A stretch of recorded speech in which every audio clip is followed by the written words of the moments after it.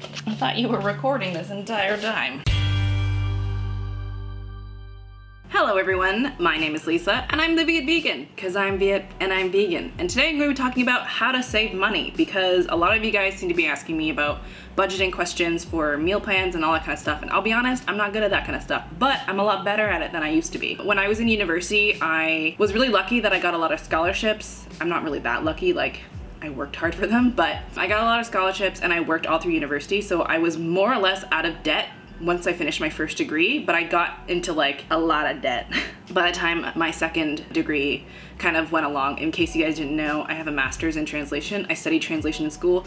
I don't work in translation now. I mean, I don't regret it, but I don't use it. So anyway, that's a whole nother video. So today I want to talk about how to save money because I used to be really bad at budgeting. I don't follow a strict budget now. I do a lot of things that mean that I just inherently don't spend as much money. And it's just like the way that my lifestyle has become, and maybe it could help you guys. So before we get started into talking about all that, let's talk about what I'm eating. So this is just like a generic salad thing. I'm just eating leftovers from a shoot that I had a couple days ago. I had like a big head of red lettuce. So I have some red leaf lettuce on the bottom. Then I have some leftover quinoa and leftover chili pan-fried chickpeas. And then I have some tomatoes, hemp seeds, pumpkin seeds, and my chipotle garlic dressing. So if you guys want the recipe for the general gist of this bowl, basically the chickpeas, the garlic sauce, and the quinoa, I have a blog post where I have a similar recipe. I use pear in that one. I think I use kale in that one too. This salad is pretty good. I'm pretty excited. And I'm drinking my classic lemon water and molasses. I drink blackstrap molasses about a tablespoon a day, and I dissolve it in water because I can't just take it like a spoonful. I know there's some people who just do like a spoonful of blackstrap molasses every day, but it's just like, it's too strong, I can't do it. Blackstrap molasses have a lot of like kind of essential nutrients, especially for people who not have like blood issues, but like I have thalassemia minor, which is like very common in East Asian populations. So my blood cells are a little messed up, and also I'm vegan, so I just need to make sure that my iron levels and different metallic levels. There's like magnesium, and I think there's zinc, and a bunch of other stuff in molasses. I'll list all the things that are here based on the nutrition label. All right, so let's just eat my salad.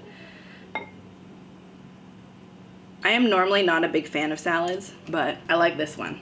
Basically, I only like salads if there's a lot of stuff in it. It's mostly greens. It's basically like a whole head of lettuce. Oh no, a chickpea! Getting some eating out of the way so that I don't talk while I'm hangry. That's a bad idea. So my first tip on how to save money is honestly drink water. Drink nothing but water. Where I live, water is free. I drink tap water. I usually filter the tap water, so I just have like a Brita filter or whatever. But I have this new kind of fancy sort of thing. It's like a stick of charcoal. You just stick it in your water and it filters it naturally. So that's pretty cool. And I like, normally I would just drink normal tap water anyway. Drink water, friends. Water is good for you. Water tastes great. Your body needs water. It'll help you clear out your skin. You'll spend less money on products because your skin is better. You'll probably eat less food because you're less thirsty. And a lot of times when you are thirsty, you think that you're hungry, but actually you're just thirsty. Water is the key. I used to be one of those people that hated drinking water. I was like, oh, it tastes like nothing. It's so bland. But I don't know if it was a combination of me like getting older or me just like cooking healthier and like my palate changed as I went vegan. But water to me tastes great now. Like water is just like so refreshing and so like just great. And if you don't like the taste of water, you can do things to it. Like you can add, you can do things to water. You can add like lemon, like a slice of lemon, a squeeze of lemon. You can add apples, cinnamon, ginger, cucumber, mint, herbs. Like you can add things to water to make it taste better, but as long as you're not adding like sugar or things that'll like really drive up the price of it, water can be really cheap and really nourishing for you. And on the note of saving money, I do not recommend buying bottled water. First off, bottled water is horrible for the environment. I've been bottled water free since I was like 18. Like I just stopped buying bottled water because I learned about how awful it is for you and for the environment and for the world and like people in general. Plus there are some corporations out there are pretty dang evil. They've like displaced indigenous communities just for water. You guys know what company I'm talking about probably. Tip number 1. Drink more water. Tip number 2 is something that my mom would tell me to do like all the time, and I just like never really listened until it got to a point where I just got tired of like having so many things. And you guys have seen my apartment. I have a lot of things, but I've cut down on so many random objects, knickknacks, things I thought were cute, things I thought that I needed, or things that I wasn't realistic about. Different clothes, sweaters, gifts that people gave me, just random things that I thought that I needed, but I actually didn't. And one of the ways that I discern whether or not something is something that I need versus something that I want is I just sit on the purchase for a while. It's gotten to the point where if I really, really want something, it's something that I've wanted for about a year, and then I like pull the trigger and I just get it. For the most part, I just don't buy big ticket items, or like even the smallest items that add up. Like those are the things that like really impact your wallet. For a while, I was going to Starbucks probably like 2 or 3 times a week because I needed like an extra space for me to work or whatever, and I wanted to like be around people, and I thought, I was like, oh, this is something that I need for like mental health or whatever. And plus there were times where when Eddie and I were first dating, he would go out to the gym. While he was at the gym, I didn't want to be home alone in his apartment, so I just like came with him, and then instead of me going to the gym with him, I would just go to Starbucks and work. Since he went to the gym like 2 or 3 times a week, I would go to Starbucks 2 or 3 times a week. And you know, every single time that was like $6 because I get everything with soy milk, so they add like another 60 cents on it. I think it's 70 cents now, it's kind of ridiculous. It would add up to about 20 bucks a week, which means like 80 bucks a month, which is groceries for a lot of people. Those little small purchases, like, do I really want that matcha latte? Do I really need it? I could just make it at home for way cheaper, or I could just not drink it and just drink water instead. Like those kind of like smaller choices. Sure, you give up like these like little small vices, but in the long run, like 80 bucks a month times 12, $960 a year, right? That's a lot of money. Like that could be a new camera lens for me. So for me, that was one of my vices, and I didn't like that I was like addicted to Starbucks. So I was like, okay, never mind. I must just stop going to Starbucks. And I'm one of those people that is more of like not a very good moderator. I'm like an abstainer. So like I either go like full ham on one thing or I just don't do it at all.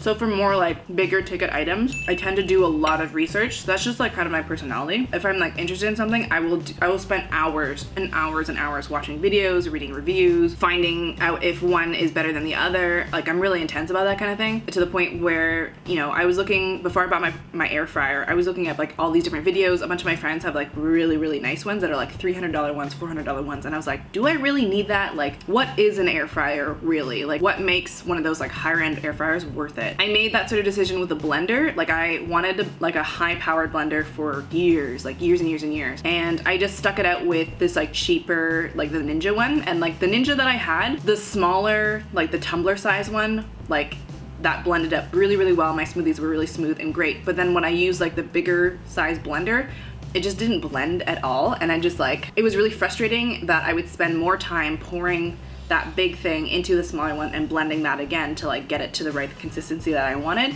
And in the end, getting a bigger blender and then more expensive blender was worth it to me, but I also paid it in cash. So you want to buy things that you know that you want, save up for it in cash, and don't just put it on your credit card, because otherwise you're just going to keep on putting more and more things that you think that you need and think that you really need to like survive or whatever on your credit card, and then your debt just keeps on building and building and building, which is exactly what happened to me when I was in university. When I was in like 4th year, I was like pretty low in debt. I'm gonna like be pretty open about this because I don't really care. I think I was like maybe $700 in debt. $700 in debt is not a big deal. You have like maybe like $5 in the interest fees. But as someone who wasn't really making an income back then, I don't know, I was working part-time and I wasn't making like a ton of money. That $700 in debt was like really hard for me to get out of, especially when I was paying rent and I was like trying to find a job and driving back and forth to Toronto. And then once I was in university in Toronto, I did my master's here. I was living on my own. I had a roommate. My rent was pretty good. I had some expenses, but there are some things where I thought that I would need it. Like I thought that I needed to go to Ottawa at least once a month and stay for like a week or so to spend time with my ex, now my boyfriend then. So I would spend like $100 to drive there, and then parking every day would be like 16 bucks a day. And then I would like buy groceries for him. We would go out for dinner. We would just spend time together, and like a lot of those things like accrued a lot of money. So each trip that I took would be $100 minimum to $250 maximum, because like some things that he would pay for. And like that added up so much. I like racked up so much debt, and I like couldn't figure out why I was getting so much debt. It was just because like I thought that I needed to be in Ottawa when I really didn't need to. At the end of the day, those are things that I wanted more than I needed. You have to sort of be more critical and realistic about your life and like less idealistic. It got to a point where I was like $8,000 in debt while in grad school and working 2 part-time jobs. It wasn't a good path. I was like getting gradually further and further and further in debt. Also, Toronto is expensive, and the growing pains of like moving to a new city, like you're meeting new friends, you spend money like on stupid things that you don't know about. Like when I first moved to Toronto, I was so afraid of the subway. I refused to take the subway for a good 6 months. I just drove everywhere and paid for parking. When the subway was like $6 for a round trip, whereas if I parked, it'd be like $8 to $9 for the parking, plus whatever money we were spending on to like go to the movies or like go to a restaurant, and then also gas. I was silly. I made a lot of mistakes when I was first moving to a new city. You live and you learn. Another point for going to the movies once a week is like $20 a month, depending on like what day you go. If you do go to the movies, go on a Tuesday because that's when it's half price. At least that's where it is in Canada. Even then, like tickets on average are like, I don't know, $13. And if you buy popcorn, it's like another $6. If you get one of those combos, it's like $20. What I tend to do is I just like sneak in my own food. Say you go to the movies twice a month. That's $40 a month times 12, which is $450. $480, $450, where'd I get that now? That's almost $500. That's like a third of my computer. That's so much money. And you know what's cheaper? Paying $8.99 a month for all the movies you could possibly watch on Netflix. And plus, like if you split it with like a roommate or you split it with your partner or whatever, that's way cheaper. And you can be entertained for hours. I bought a Wii for $300, and I had like my friends over at least once a week or twice a week for like 2 years. And sure, it was like a big purchase, but it like enabled us to like stay home and just hang out and play video games for hours. Sometimes to save money, you can spend like a chunk of money that will save you long term. Be aware that it could be like a slippery kind of slope. You have to figure out what your priorities are and like what you want to do. To me, spending $300 on a Wii U and Mario Kart was really worth it because I had friends come over a lot and it was really great. Read a book. The internet is a wealth of fun things. Watch my videos. Those are free. Having internet isn't free, but I assume that if you're watching my videos that you have access to the internet. So I don't know. I stay home and I play board games with Eddie. We have board game nights with friends. That's pretty cheap. We just hang out and watch movies. We talk. Do that with a roommate. Do that with your sibling. Hang out with your parents. Hang out with your parents is generally pretty free. Or family, whatever. I don't know. If you can't afford books, go to the library. One of the most obvious ways of like saving money is honestly just cooking. I knew someone once who got really mad at me because I was basically ragging on them to just buy groceries because it's way cheaper. But this person was like saying that that's something that I do doesn't mean it works for everyone. And I was just kind of like baffled because like buying from the grocery store is like 4 times cheaper than going out for food. Don't get me wrong, I love going out to eat. It's probably one of my vices, and right now I need to like curb it down to like once a month because I think in the last week I went out 4 times and it was not good. Buying groceries and cooking your food is so much more time efficient, it's so much more money efficient, and it's so much healthier for you. I love going out for food, but it's just so much more cheaper if you just make it at home. There's tons of recipes online. My blog, for example. There's so much stuff you can do with your food if you just cook it from home, and you can save so much money. I mentioned in one of my videos that I spent about $25 a week on groceries in university, and like someone was like, oh, how did you do that? Can you share some budgeting tips for people who live in college/dorms or whatever? And I'll be honest, I wasn't eating good food. I wasn't eating like healthy food. You can definitely eat healthier food, maybe not quite for $25, but you can get pretty damn close depending on like how much time you want to sink into saving money. I ate a lot of ramen. I wasn't vegan or vegetarian back then, so I ate a lot of craft dinner, fries, and I ate a lot of rice. Like I eat a lot of rice now, but like I ate a lot of rice back then. Let's break it down some tips for like buying cheaper food and like saving money on the groceries that you buy. First tip, focus on plants. Plants are generally pretty cheap, and you don't need to buy organic. You can buy conventionally grown stuff and feel okay. Honestly, I was trying to buy organic for a while, but after working in the produce industry, a part of my job is I work for farmers. I've learned a lot about the way that farming works and the like organic versus non-organic and all that kind of stuff. Conventionally grown food has come a long way than it did from the 80s, which is when the organic movement first started. Nowadays, they use a lot less pesticides than they had to before because they've gotten a lot more efficient about it. Just because something is organic doesn't mean there's no pesticides on it. There are pesticides. You're not allowed to use synthetic pesticides on organic food. Focus on buying plants. Don't buy so much things that are like pre-processed in those bags or whatever. Be smart about it, compare prices. Buying a head of lettuce is usually a lot more cost effective than buying one of those boxes with lettuce. It depends on what kind it is. Like for baby spinach, it's cheaper just to buy the box. But green leaf lettuce or red leaf lettuce or romaine, those are very bulky. It's just cheaper to just buy the head of lettuce and then cut it up and process it yourself. If you just fill yourself up with a bunch of like different varieties of plants, not only will you have more nutrients, you'll also feel fuller because of the amount of fiber. It's more nutrient dense. You'll feel better, you'll feel more energetic, you'll get more done. And don't just eat only salad. I say as I'm eating a salad. Make soup. I made a batch of chicken noodle soup with 2 carrots, 3 ribs of celery, 2 onions, a can of chickpeas, and like a half bag of noodles. When you break it down to those ingredients, like I probably paid about $2 to make 4 to 6 servings of food. So it ends up being like 30 cents to 50 cents per serving of food, which is pretty darn good. Plus you can control how it tastes. There's nothing more disappointing than going to a restaurant, ordering something that you know that you love. You're like, oh, I love mac and cheese. Having the vegan mac and cheese and being like, I can make better mac and cheese at home. Whenever I go to a restaurant, I only get stuff that I couldn't make at home because otherwise I'd just be disappointed because I know how I like to cook things and I don't want to be disappointed. And for those who like don't know how to cook, start small. When I first started university, I had no idea how to cook. I mean, I cooked a little bit in high school and I was really lucky that my mom made the time to like cook dinner every single night. We rarely went out for food. And if we did, it was because we were in Toronto buying groceries and we'd get pho. That was like the only time we'd ever eat out. I learned the basics of like how my mom would time cooking certain things, adding onions first, then adding heartier vegetables and adding like the leafier or like the more tender vegetables towards the end. All kind of things that you like start to pick up once you cook for a while. It's okay to make mistakes. Most of the time, mistakes are edible. And if they're not, just compost it. The more you learn, the better you get at it, the more you save money in the end. Shop at multiple stores if you can and compare prices. I shop at generally 4 different stores because certain stores have what I want and some stores are cheaper. I reached out to Whole Foods because I wanted to try and do like a buying cheaper staples at Whole Foods kind of video, but they never got back to me. And like, I'm kind of afraid of filming in there without getting in trouble. So I haven't done that video yet. I know you guys are waiting on that one, but I'll share the lowdown with you here. I shop at 4 different stores, actually 5.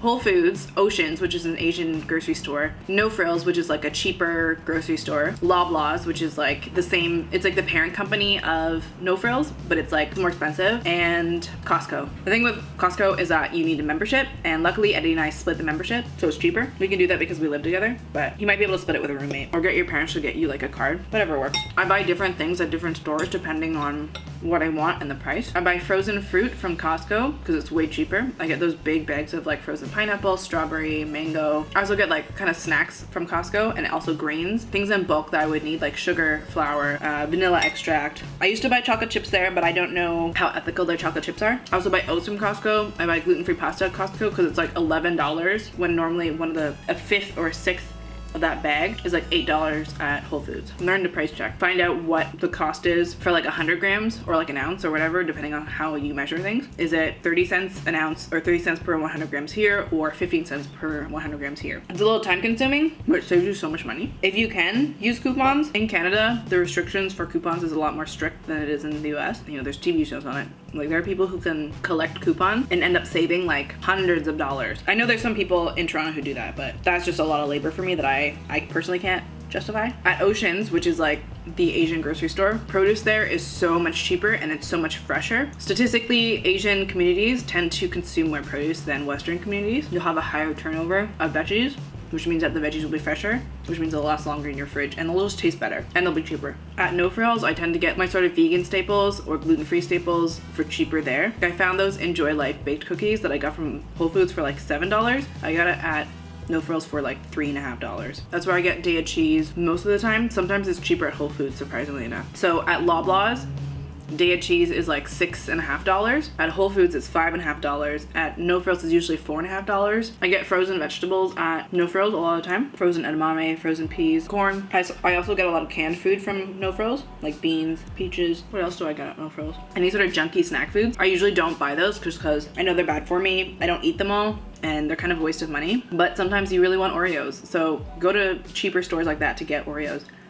And then at Whole Foods, I usually get skincare stuff. It's expensive, but I've made a point of buying cruelty-free stuff, and usually Whole Foods is cheaper than most other places I go to. Plus, I can use coupons in store at Whole Foods, whereas I can't use them online. A lot of times I do shop on well.ca, and I keep tabs on the newsletter and see like what the items that I usually need to get. Shampoo, conditioner, hand cream, that kind of stuff. That usually goes on sale about once a month, so I kind of keep an eye out for when those are on sale, and when they do go on sale, so I buy like 2 or 3 at a time until I wait for the next sale. I try not to buy like a lot of things in bulk because like you guys have seen my apartment, it's not very big. You can also go to like bulk food stores for buying things in bulk grains, flour. If you don't bake quite as often as I do, well, actually I don't really bake that much anymore. Like one of those big giant bags of flour from Costco now lasts me about a year. One, because I went gluten-free for 3 months, and two, because I just don't really bake anymore. Well, my food is almost done. So in summary, there are like 5 things that you can do to save money. Eat out less / cook more. Only get what you need. And if you find something that you really, really want, save up for it in cash and find sales. Stay home more and drink water. They're not perfect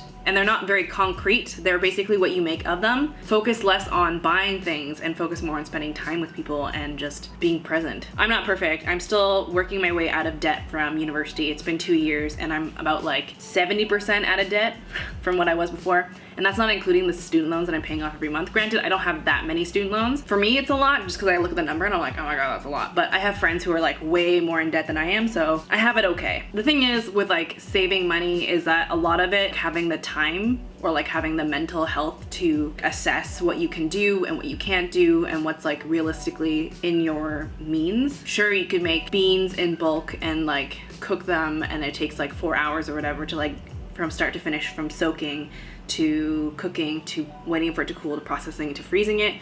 Like that takes time and a lot of people don't have that sort of time. So a lot of this like shopping at different grocery stores that also assumes that like you have access to a car or that you live in a place that is like relatively close to all these different kind of stores. I'm about a half-hour walk to all these different places. Typically I drive just because I have a car, but my car is also a hand-me-down from my mom. So I'm driving like a 12-year-old car. It really depends on how much you can make of it, what you can do, what you can't do. You do what you can and kind of work your way up towards it. The more you cook, the better you'll be at it and the less you'll have to rely on cookbooks and recipes and that kind of stuff to cook, which can be intimidating sometimes. I hope that my recipes aren't intimidating for you. I try to make mine as simple and as easy as possible because I am a lazy cook and I want you guys to be able to experience the food that I eat as easily as possible because 1, it's vegan and 2, it's delicious and I want you guys to enjoy delicious food. That's basically my mukbang. I hope you guys enjoyed this video and if you did, please give it a like. Comment down below what are some ways that you save money, what are some tips that I've taken away from this video. Hopefully you will find them helpful and subscribe if you like what you see. Thank you guys so much for watching and I hope you guys have a delicious day.